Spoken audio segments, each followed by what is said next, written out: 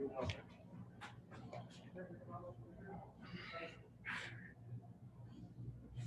right, guys, we'll start with David Oven and then go to Salo. Jarrett, how would you assess your night? And Coach Pruitt said he felt like you were high on some throws. Why do you feel like that was tonight? Yeah, I felt like I was leaning back on some throws. There's a lot of work to get done with myself and the team, but especially me. I thought I could be a lot better, and there's only up from here. I'm going to go practice my behind off this week and try to fix some of the things. I was high on a little bit of throws falling off, pretending just seeing like I was going to get hit, but that's not how I play ball, and I just have to go fix those things. And there's a lot of room to grow, and I'm excited for the future, but I'm happy that we got this win tonight. Gustavo? Jarrett, the past 2 seasons, you guys didn't start winning, and tonight, with all the adversity, starting from behind, you guys came back and won the game on the road. How does it feel to start the season on a win? Yeah, it's good momentum. I thought we finished the year last year very high, and just being able to come into a tough road win with South Carolina. Very good defense. They had a different offense that we weren't able to game plan very well.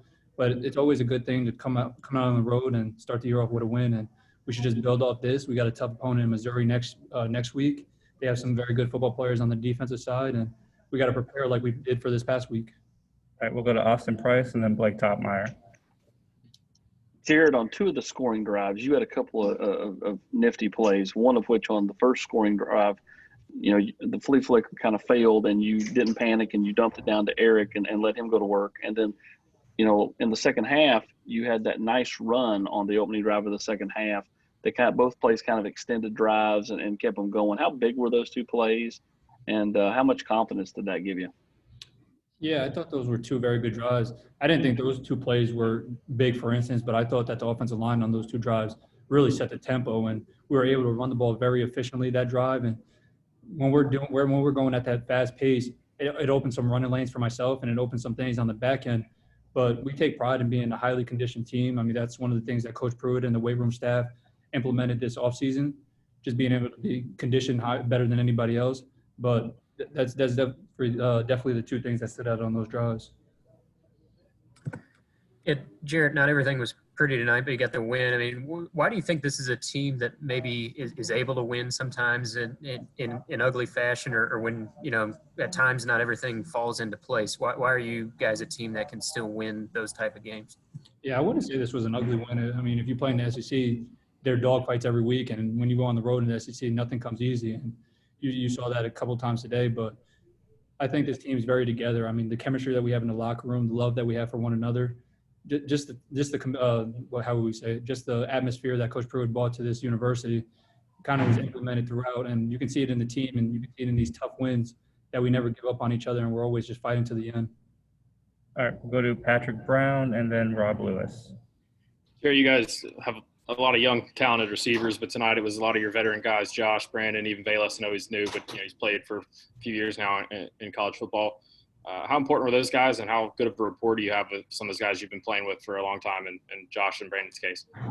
Yeah, there's a lot to work on with the young guys, but they have super talent. Jalen, both Jimmys, and Malachi, they have super talent, and we're definitely going to work with them in these next coming weeks. But tonight we saw a lot of BJ, we saw a lot of Palmer, Cedric, who else was out there, Ramel, and we saw tight ends. Princeton was able to get some catches in there, especially the running backs.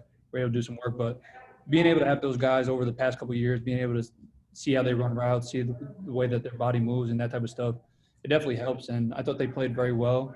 There's some stuff that I got to fix with some of my throws and get on the same page as them, but it was a good step 1. Jarrett, you mentioned 7 in a row now and momentum. Just where do you think the confidence level for this team is compared to, say, this time last year? How different is it? I think it's very different. I think it comes with comfort of the coaches. I mean, this is our second year with offensive coordinator, and when you look at the tape, it's probably less amazed. There were some things that we thought we could finish some drives, we can finish them, but we didn't. So we have to get better at that. But when you see the comfort level that we have with our offensive coordinators, with Coach Ansley and Coach Chaney, I think that builds a lot of confidence, and it helps with our knowledge in the game, just being able to kind of get a feel of what he's going to go with and how he calls plays or how they call plays. All right, we'll finish up with, we'll go to Joe Rexroad and then to Matthew Ray to finish up.